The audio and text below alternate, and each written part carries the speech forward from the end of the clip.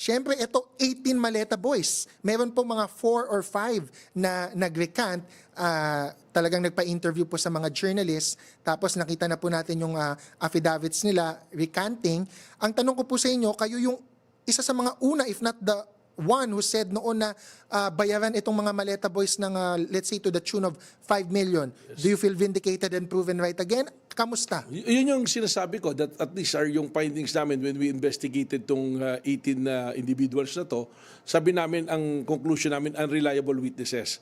So at least doon pa lang, hindi natin alam kung alin sa dalawang istorya yung totoo, pero inconsistent. Yes, pag tiningnan mo sa court of law at saka sa atin, sa mga lawyers, we'll say na teka muna, mukhang mahirap yata na isa lang to na testigo natin. So from the very beginning, hindi nyo sila gagamitin, if ever. Kunwari kayo, may kaso kayong gagawin against anyone, na flood control investigation or what.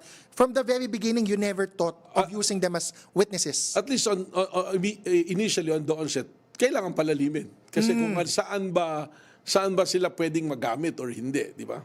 But do you agree with Malacanang? Like si Yusek Claire Castro, na sabi nga niya na from the very beginning, unreliable na itong 18 Maleta Boys. Yun yung findings ng NBI. I think we will stand with the findings of the Bureau. Medyo tough question, no? Siyempre si Ombudsman, parang he is pressed or forced to use this Maleta Boys for a certain purpose, no?